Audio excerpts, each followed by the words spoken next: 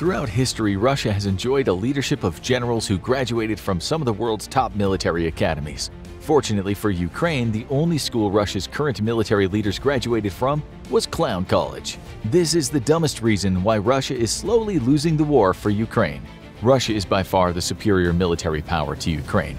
In terms of numbers of troops and equipment, it's amongst the top 3, if not necessarily quality. Even with poorly maintained equipment, bad doctrine, and poorly motivated troops, though, it takes an extraordinarily dumb reason for Russia to be losing this war. OPSEC is a term anyone who has served in the US or a closely aligned military has had drilled into their heads for the entire term of their enlistment. Operational security is the concept of maintaining security of ongoing operations so as to deny the enemy information which could be exploited for military or political use. Back when war was a relatively crude affair, it was easy to maintain good OPSEC. As technology has evolved, though, so too have militaries had to evolve to keep the prying eyes of their enemy away. Modern OPSEC is a complicated affair which troops at every level are responsible for, and Russia has failed completely in this regard, possibly to the point of costing them the war. Before the war started, the entire world was drinking the Russian Kool-Aid, believing it to be a modern and very capable power. While this was a critical intelligence failure, it was due in large part because of a wonderful bit of maskirova by the Russian government, who conducted regular, highly choreographed exercises with hand-picked troops to prove it was capable of modern combined arms operations. Contrary to what we were previously led to believe, Russia is not capable of any of the things it used to display. Strategic bombers are some of the most important assets in any military's arsenal, which is why you want to make sure that your communications with these expensive and often nuclear-capable tools are well encrypted. So imagine the West's surprise when Russian strategic bombers crossed into Ukrainian airspace and started broadcasting communications via unsecured frequencies, giving Ukraine great insight into their targets and procedures. But it wasn't just Russia's most important air assets who were clear-casting their full intentions. Russia's ground units got in on the fun too. U.S. intelligence-gathering platforms, such as its fleet of rivet-joint aircraft, were fully prepared for the task of breaking Russian encryption. So imagine their surprise when Russian units started broadcasting status reports, attack plans, and troop movements via the equivalent of civilian walkie-talkies. Ukrainian civilians immediately took to the airwaves and started trolling Russian units in real time, broadcasting confusing reports, engaging in radio flame wars, or just filling the airwaves with the Ukrainian national anthem or even the theme song for Barney the Dinosaur, so that Russian units couldn't understand anything broadcasted on them. Russian generals and senior officers were also frequently using unsecured communications early in the war. The United States, which spent 20 years sniffing out the electronic emissions of high-value insurgent and terrorist VIPs, was quick to locate these unsecured calls and pass along targeting data to Ukrainian forces. One Excalibur-guided artillery shell later, and Russia had one less senior officer, a trend that only increased with the introduction of HIMARS with its longer reach. At least this gross violation of OPSEC wasn't entirely the fault of poor Russian military doctrine. Rather, the problem that Russia quickly ran into was that during peacetime, Comrade Colonel Koruptovich had sold all the unit's fancy radio equipment for a tidy profit. That left Private Conscriptovich scouring occupied Ukrainian towns and cities for any piece of radio equipment they could find, which was naturally not encrypted to military standards or at all. As a closely related side note, Russia also immediately ran into a problem coordinating its forces due to a lack of communication. This time, though, it wasn't a lack of equipment. In fact, Russia's FSB agents sent to coordinate military action directly with the highest levels of government were carrying some of the most advanced encrypted pieces of comm gear on the planet. Years earlier, when the Russians realized that the US had cracked their encryption, they spent millions of dollars building a new, highly secured system that could ensure communication with the Kremlin from anywhere on the planet. Well, anywhere on the planet that had cell reception, because Russia's fancy gear immediately failed when entering Ukraine, because Comrade General Clown Shoes had ordered airstrikes against Ukraine's cellular communication towers. This was meant to make it impossible for Ukrainian partisan forces to coordinate, and it probably worked. Unfortunately, the FSB was then forced to use regular phones to send reports back to the Kremlin, which the US greedily scooped up with its vast intelligence apparatus. These reports helped Ukraine's defenders be exactly where they were needed the most, or could do the most damage. Russia's biggest problem is that it's one of the world's best militaries for killing civilians or attacking lightly armed rebel forces in Syria. When Russian Federation troops entered Ukraine, their leadership was completely unprepared to fight a modern electronic war, which is ironic given the emphasis put by Russia on electronic warfare as a way to counter NATO capabilities. In fact, Russian EW capabilities are formidable, and in recent years they've fielded some very powerful battlefield EW platforms, which would make NATO coordination difficult. That's why it was really nice of their troops to retreat and leave one of those vehicles completely intact for Ukrainian forces to capture and immediately send to the US for analysis. On the offense, though, Russia honestly has some significant capabilities to operate in the electromagnetic spectrum. But on the defense, well, Russia has had to learn extremely painful lessons. It's bad enough when your forces are broadcasting their plans via civilian radios, but Russian troops were apparently completely unprepared for the speed at which Western nations could sniff out electronic emissions, pass word along to Ukraine, and then put steel on target. When Chechnya sent troops to Ukraine, they came with a fearsome reputation.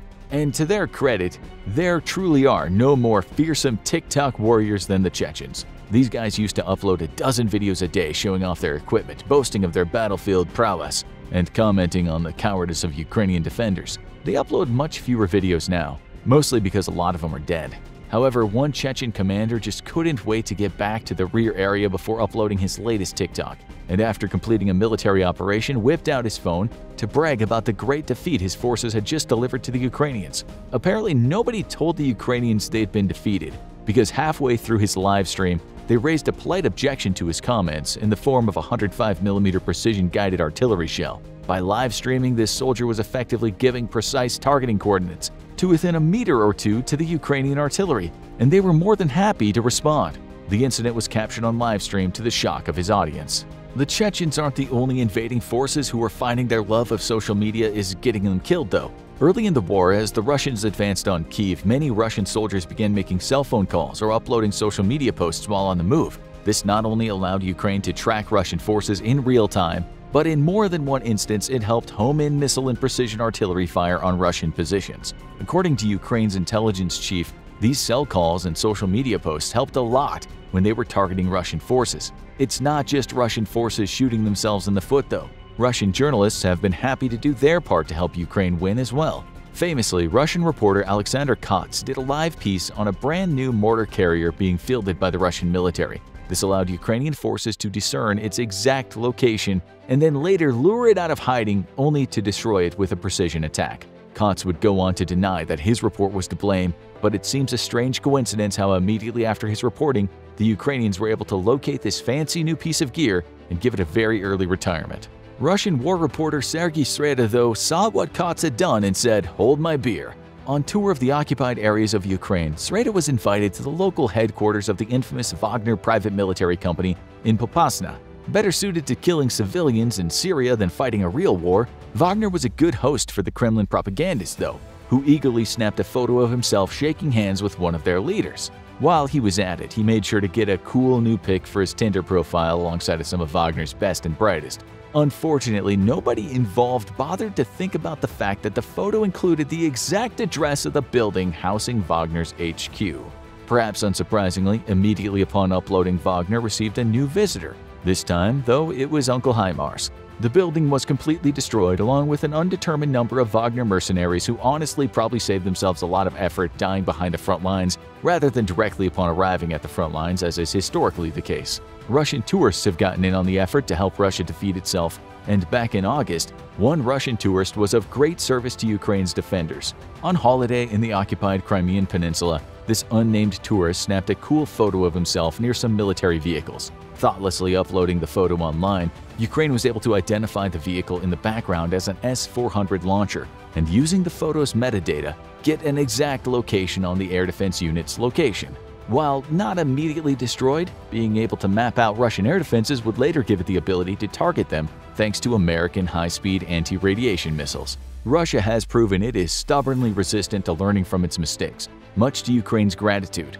Of all the operational security failures, likely none takes the cake quite like the now infamous New Year's Eve strike, which might have killed as many as hundreds of brand new Russian conscripts. At a minute after midnight on New Year's Eve, Ukraine delivered a terrifying strike on Russian troops. Utilizing several HIMARS rockets, Ukraine leveled the Professional Technical School No. 19 in Makiivka inside of the separatist enclave of Donetsk. The attack was carried out thanks to the use of cell phones by the Russian troops, who who were calling loved ones or exchanging text messages. Rather than heart or grinning emojis, Ukraine responded with HIMARS rockets to the face. The strike was deadly, with Ukraine claiming hundreds had died. Russian officials reported only around 60 had been killed, later revising that figure to just over 80. However, a significant number of pro-Russian bloggers with sources amongst the Russian military all gave figures closer to Ukraine's claim than the official Russian one.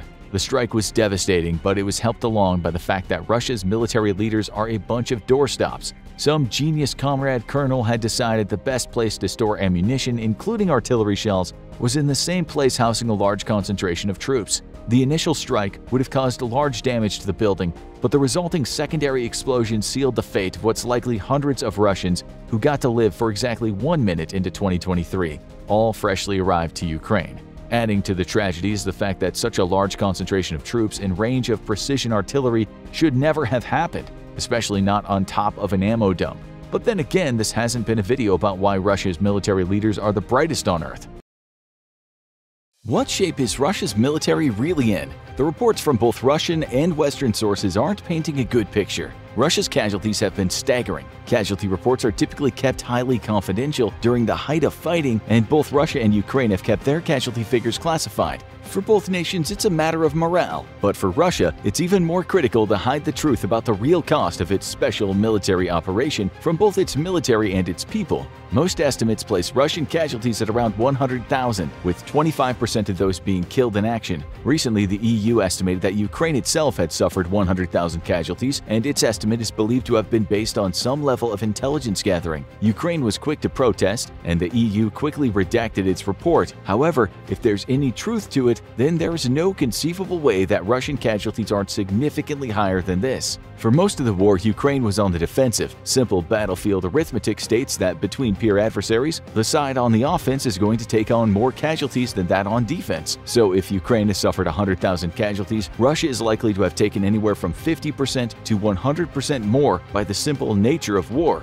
Further exaggerating Russian casualty figures, though, are non-combat injuries and deaths. Ukrainian forces started out the war relatively poorly armed and equipped, with only some Ukrainians being properly equipped. However, after a massive rallying effort by the West, the average Ukrainian unit is better equipped than its Russian counterpart, and it's not just weapons we're talking about. Famously, Russian units assaulting Kyiv complained about a lack of food and water. Russian invaders were seen looting food and drinking water from stores, and when Ukrainian units defeated Russian forces or forced them to retreat, they often discovered inadequate and expired rations. To an outside observer, that should raise some red flags, considering that there's plenty of websites selling authentic Russian military rations online. As usual, deeply rooted corruption is to blame, but food and water haven't been the only casualties of bad Russian logistics. With winter setting in, both sides require winter gear in large quantities. The West was anticipating this need and was able to fully supply Ukraine with all the winter kit its troops would need. When Russia went to ship winter gear down to its own troops, it discovered in early October that as much as 1.5 million winter uniforms had been misplaced. State Duma Deputy Andrei Gurylev was quoted as saying, "It's still unclear to me where 1.5 million sets of uniforms that were stored at the points of reception of personnel have gone. Today we have problems with the form and then with something else.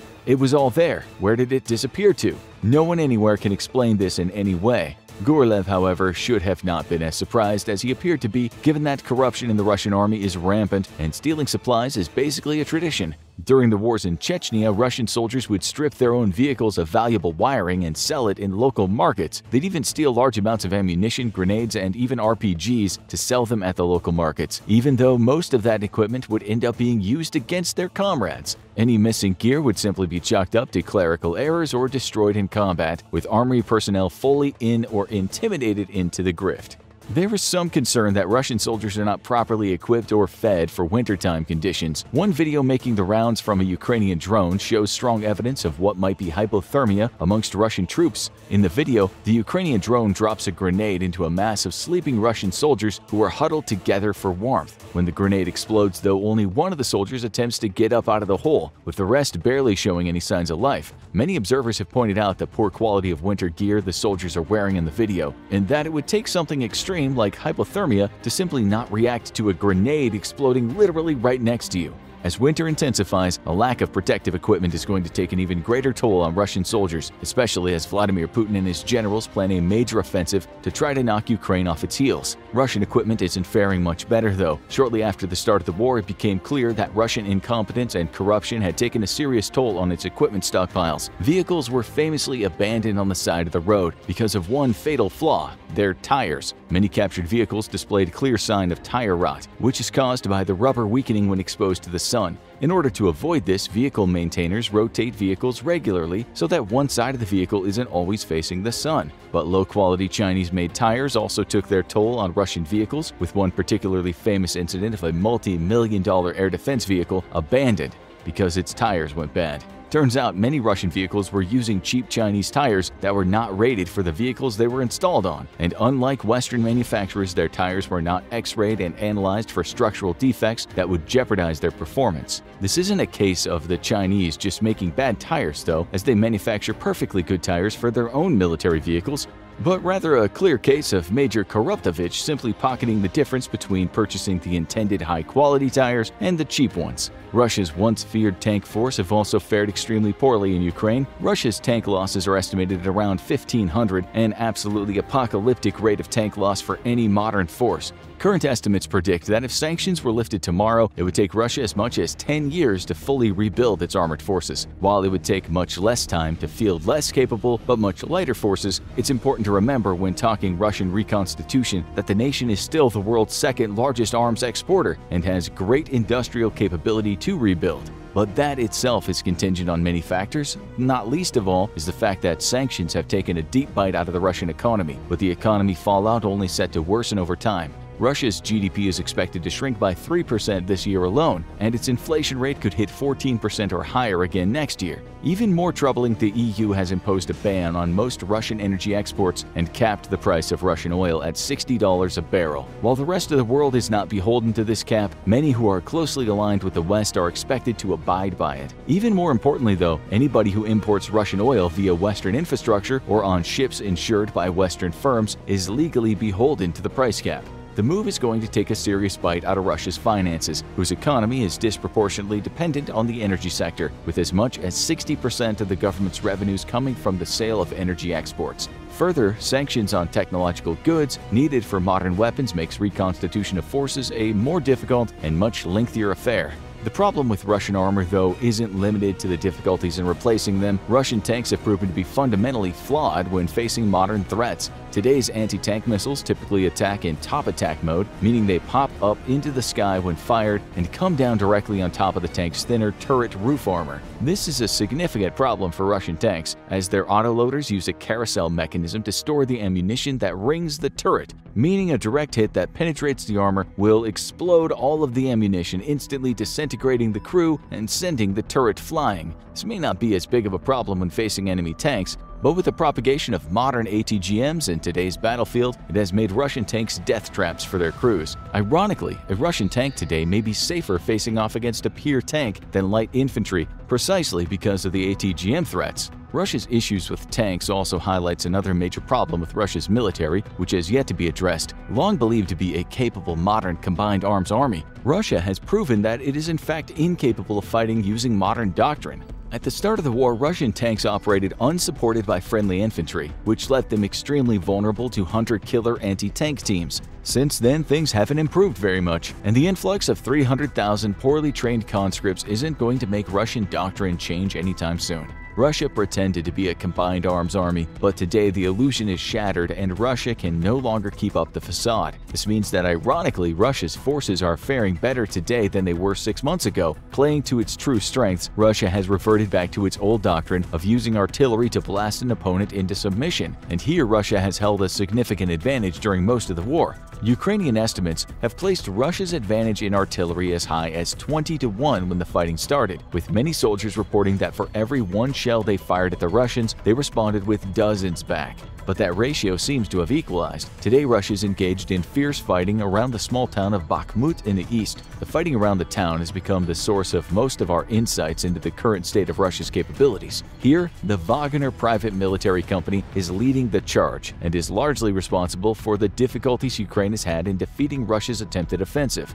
Better trained and equipped than their regular military counterparts, Wagner mercenaries have performed a great deal better than the Russian military, and Russia has been happy to lean heavily on them in an attempt to take Bakhmut from the Ukrainians. Despite this, though, reports from the Russian military bloggers themselves indicate that Russia's artillery advantage is rapidly eroding. It's not that they're running out of guns, though certainly their artillery forces have suffered greatly with the introduction of American M777s, Excalibur precision rounds, and HIMARS. Rather, Russia is running out of ammunition. Both sides are expending thousands of shells a day, but Russia has suffered catastrophic losses in equipment thanks to Western intelligence and precision HIMARS strikes against its ammunition depots. When the weapon system was introduced into the theater in mid-summer, the Ukrainians scored some very high-profile victories by destroying massive ammo dumps used by the Russians that were situated well behind the front lines. Out of range of conventional artillery, HIMARS's range of up to 40 kilometers puts these ammo dumps at risk. Now Russia has learned from its mistake and split its supplies up into smaller, more widely dispersed dumps. This has slowed but not stopped Ukraine's use of HIMARS to destroy them, though. Try as they might, Russia cannot hide its logistics from the vast intelligence-gathering apparatus of the United States and its allies. The loss of hundreds of thousands of shells has directly impacted Russia's ability to use overwhelming firepower to crush Ukrainian forces, and the more widely dispersed nature of Russia's current smaller ammo dumps has slowed down the rate of resupply and thus fire missions. When you factor in modern counter-battery radars provided by the West, Russia's vaunted artillery forces are having extreme difficulties retaining their advantage on the battlefield and providing the badly needed support Russia's forces need. The Russian Air Force and Navy both have performed abysmally during the war, with the Navy specifically performing so poorly that its ships are in effect forced to remain close to friendly harbors for fear of being sunk. Famously, Russia's Black Sea flagship, the Moskva, was sunk by 2 anti-ship missiles, with evidence pointing to the fact that part of its air defense system was either not turned on or not fully operational. The use of drones against Russia's Navy has also been devastating, and Russia has shown that its naval operations doctrine is even worse than its ability to wage combined arms warfare. Russia's aerospace forces, though, have been famously missing from the fight in Ukraine, with many wondering why that is. Despite having the world's second-largest air force, Russia has been unable to establish air superiority over Ukraine, let alone air dominance. This is largely in part due to the fundamentally flawed nature of Russian air doctrine. Expecting to go to war against superior Western air forces, Russian air forces are designed to gain air superiority over limited parts of the front at once, and to operate with the direct support of ground-based air defenses. This means Russia has 2 glaring deficiencies. First, if divorced from ground air defenses, Russia's fighters cannot guarantee security for Russian attack aircraft or for the ground forces they're meant to protect from an enemy attack. This is not as big a deal in Ukraine, as Ukraine's own air force is roughly on technological parity with Russia's. However, against NATO's superior aircraft and avionics, unsupported Russian fighters are at serious risk. The second deficiency in Russia's air forces, though, is the inability to conduct deep strike operations. While Russia is certainly capable of launching long-range attack munitions from deep behind friendly lines, it's almost wholly incapable of penetrating even Ukraine's air defenses to strike at targets in the enemy's rear areas. This means that Russia is incapable of rapidly responding to threats as they appear and capitalizing on targets of opportunity the way the U.S. Air Force is able to. One reason for this is that Russia does not operate dedicated suppression of enemy air defense aircraft. In the U.S., Wild Weasel aircraft and pilots are specially modified and trained to hunt down enemy air defenses and wipe them out with specialized weapons. Russia does not have a similar capability, leaving SEAD missions in the hands of average pilots who must complete a very lethal mission without the right training and tools. This is again by design, as Russia never expected to use its air forces in deep strike roles against NATO forces. Secondly, Russia lacks the ability to rapidly conduct target damage assessments, a critical requirement for modern air forces. The ability to rapidly assess how effective a strike mission was allows for quick follow-on attacks to finish the job while the target is vulnerable, or to avoid wasteful expenditure of additional munitions. Ukrainian sources estimate that Russia can take as much as 2 days to conduct a damage assessment on a target, and has launched repeated volleys on destroyed targets on multiple occasions. Russia's Air Force has in effect been reduced to airborne artillery, lobbing long-range munitions from behind front lines. Ukraine is too incapable of bringing its Air Force to bear on frontline targets due to Russian air defenses, which is why the war has been defined by World War I trench combat.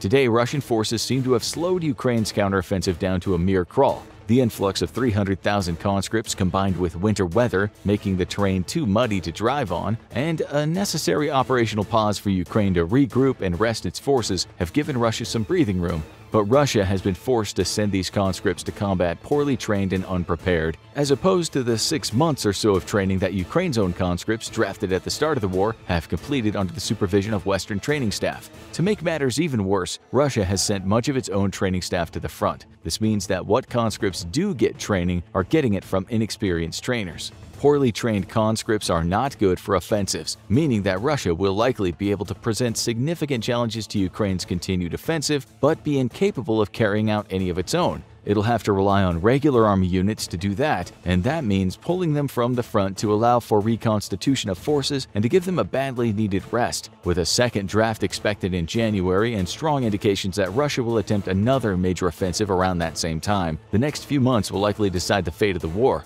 But one thing is for sure, as it stands, Ukrainian armed forces are in far better shape to continue the fight than Russia's own. It's the beginning of October 2022. A young American man is doing something spectacularly unusual. He is actually reading a newspaper. So what does he learn from this mysterious object of yore? Well, it's Jimmy Carter's 98th birthday. The US and Venezuela just did a prisoner swap, and it's the 5-year anniversary of the deadliest mass shooting in US modern history. But the story that gets his attention is headlined, "Ukraine has been turned into a giant scrap heap of Russian tanks." What's going on? What's been going on? That's what we'll find out today. It's true, if you went to certain areas of Ukraine right now, you'd find what look like graveyards for Russian tanks. The tanks, usually looking like they're well past their prime, are everywhere. You can see photos of them in the background as Ukrainians go about their normal day. Take, for example, the town of Izium in the Kharkiv Oblast province in eastern Ukraine. This place used to look majestic. These days, if you walk through parts of Izium, the word that would spring to mind is apocalypse. It was liberated in September 2022, but not before 5 months of fighting. When the Russians were there, they spent some of their time interrogating, torturing, and killing residents. One of them, who survived, later said he was interrogated and shocked by one of those old Soviet military field telephones. Another witness said Russians wore masks and tortured civilians with bare electric wires. Mass graves were later dug up, with the Western media saying this was now a pattern of Russian occupation. We only know this, of course, because the Russians left in a hurry. They didn't just retreat, but they left all kinds of things behind, including quite a lot of tanks, some bashed up, some just abandoned. The Washington Post wrote, Ukrainian troops have documented war machines in various states, from combat-ready tanks to vehicles in need of repair. In some cases, Ukrainian forces have obliterated Russian weapons, leaving smoldering vehicles to be discovered by the advancing forces. In one of the videos, you can actually hear a Ukrainian talking about the Russian tanks as if they were the bounty of school kids' stolen candy. One of the soldiers says, "You and I get a tank. We all get a tank each." This was just one town. If you were to visit the town of Liman in the Donbas region, you'd see something similar. You'd find tanks all over the place, some of which have been damaged, but some that were abandoned in decent shape. What a gift that is to the Ukrainians. We'll come to the value of such tanks a bit later. One media report said the aftermath of the Russian retreat was a macabre scene. Bodies of Russian and Ukrainian soldiers were strewn all over the streets. A Ukrainian resident told the Ukrainian soldier, "The smell is unbearable. Stray dogs have already eaten 2 of them. When are you coming to pick up these dead bodies?" She might have also asked, "When are you going to take all those damn tanks away?" The retreat was described as embarrassing for Putin. Not only had the Russian army lost a lot of young men, but again, the Russians had lost a lot of very expensive machinery too. The Guardian wrote, video showed burned out vehicles, personal belongings, and dead soldiers strewn across a forest road. Ukrainian forces recovered at least 1 T-72 tank, which had suffered minor damage. Carnage everywhere, dead people lying in the streets, families found dead in their cars, and a great big pile-up of heavy-duty military weapons. You can read a news story similar to this relating to a number of places. Earlier in the year, news reports suggested that Russia was losing about 5 tanks daily. Then things got much worse for Russia when Ukraine began its counteroffensives in the east later in the year. The number of tank losses was then reported to be in the region of 10 tanks a day. These were T-72s, T-80s, and T-90s. Some of the T-62s that were destroyed or captured date back to the 70s, possibly even the 60s. Sure, the Ukrainians have lost a good number of their own tanks, but not anywhere near as many as the Russians, according to various sources in the Western media. The Russian media, of course, might put a different spin on things. No doubt both sides don't mind tweaking the numbers, that's war. But these tanks are proof that Russia has done extremely badly in the tank department. 10 tanks a day adds up to a lot. In October, Forbes wrote that total tank losses for Russia stood at 1,392, with 801 of them destroyed and the others still being repairable. We found a report from a Ukrainian source that said the Russian tank losses were more like 2,573, although that story was published 2 weeks later. Other reports stated that some of the abandoned tanks were in tip-top condition and still of service because Ukrainian ammo could be used with them. Some were burned and busted with Russian soldiers still inside them, usually 3 of them. 6% of all Russian casualties in the war have been tank crews, according to one analyst. It must be a horrible way to die, being burned alive in a metal box. But it seems it's not out of the realm of possibility for a Russian soldier. Bear that in mind as we go on with the show. According to the website Global Firepower, Russia has a stock of 12,420 tanks and 30,122 armored vehicles. These numbers are for 2022, although we aren't sure if Global Firepower keeps updating the website since there are daily losses. Still, about 10,000 of the Russian tanks are in storage. For the ones being used, as you know, some are old, but some of them are modern iterations of the very able T-90. Now, we must ask why so many Russian tanks are decorating parts of Ukraine. If you were to ask an analyst, they might tell you it's complicated. They'll tell you that it's more than Russian tanks being obsolete in the battlefield. Let us explain. According to experts watching the war unfold, Russia has lost 237 T-72B3 tanks and hundreds more other iterations of T-72s that date back decades. The country has lost in the region of 170 T-80s, which were around the 1970s and were last built in 2001. So, yes, we have some pretty old tanks there, but there is more to the losses than many of the tanks perhaps not being modern enough for battle. The truth is, Russia has been using these tanks when they weren't needed, or they deployed them clumsily. A military analyst based in the UK explained, tanks are supposed to fight as part of combined formations, but in terms of how they've been tactically used, Russia hasn't done that effectively. You see, tanks should be usually arriving on the battlefront when there is infantry and artillery close by to support them. Otherwise, close-range anti-tank missiles will take the tanks out easily. The best-case scenario for Russian tank crews? The Ukrainian anti-tank weapons and the people firing them would be destroyed or at least repulsed. This hasn't been happening anywhere near as often as Russian tank crews would like. We should also look at the billions of dollars the US and other countries are sending to Ukraine. A lot of the military aid consists of weapons that can easily destroy tanks, sometimes from a great distance, such as the US-guided multiple launch rocket systems. In September, the New York Times wrote that these have already helped deplete Russian tank numbers. But these are for long-distance warfare. The US also supplies some arms to Ukraine used for close-quarters combat, including various anti-tank systems. The weapons sent from the US include hundreds of Javelin anti-armor systems, each costing about $250,000. These weapons hit the tanks from above where they're the weakest. They've been working out so far for Ukraine. The media reported the US has sent over to Ukraine 1,500 units of tube-launched optically tracked wire-guided or TOW anti-tank missiles. Along with those, plus the Javelins, the UK added a bunch of new-generation light anti-tank weapons. These short-range weapons can be easily transported on light armored vehicles, and the US has sent millions of dollars worth of those over in its $54 billion package. So in terms of weapons, Ukraine right now is getting a lot of assistance. So, you have old tanks, sometimes traveling without enough support, going up against some of the most formidable anti-tank weaponry there is. Is it any wonder those Russian soldiers are leaving their tanks at the side of the street and running for their lives? All they really want in life is someone to love and friends to share the odd drink with. Being incinerated is hardly their ambition. This is important.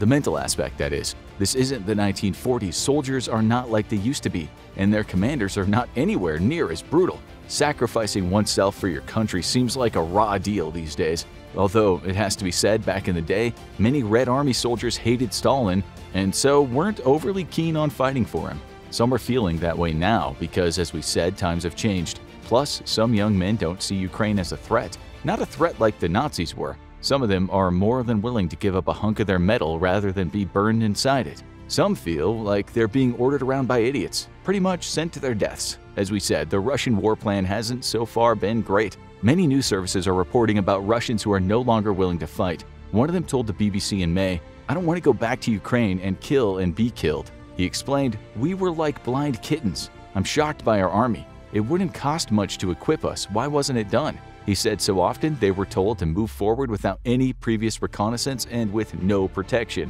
He makes a good point. Many people have commented on how atrocious Russian strategic efforts have been. This year, the longtime political activist, among many things, Noam Chomsky, talked about the utter incompetence of the Russian military. He's not alone in saying that. Scores of Russian soldiers who've been to the front line won't go back, and some who are there now are not willing to die. Some of them have seen traffic jams of tanks on roads when they were easily picked off by US and UK-made shoulder-fired anti-tank weapons. A Russian tank crew named Alexei was there for one such attack, later explaining everyone in the crew was shell-shocked. They had no idea what had hit them.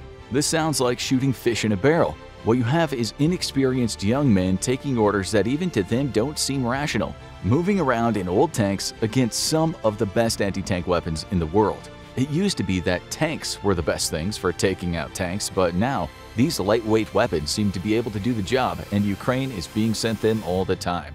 The Moscow Times wrote that some of the tanks that date back to the 60s have been fitted with makeshift cages on the tops. It's hardly what you'd call modern armor. The tank crews have also tried putting sandbags and pine logs on top of their tanks, but this won't help their chances of survival in any significant way. This is why some people say the tank age is over. They say tanks these days are just too vulnerable. Still, maybe this just applies to the old tanks. Even so, old and new tanks should be protected with explosive reactive armor, or ERA, which does what it sounds like it would do. There's also active armor, which can sense incoming missiles and intercept them before they get to the tank. Why can't Russian tanks employ these features to defend themselves against missiles then? By the look of the battlefield, you'd think these tanks would struggle to react to an incoming tortoise. Even so, Russia has been a world leader in tank technology and armor technology. So why are its tanks being taken out so easily? Even though Russia has the know-how to stop it from happening. One analyst had this to say about that.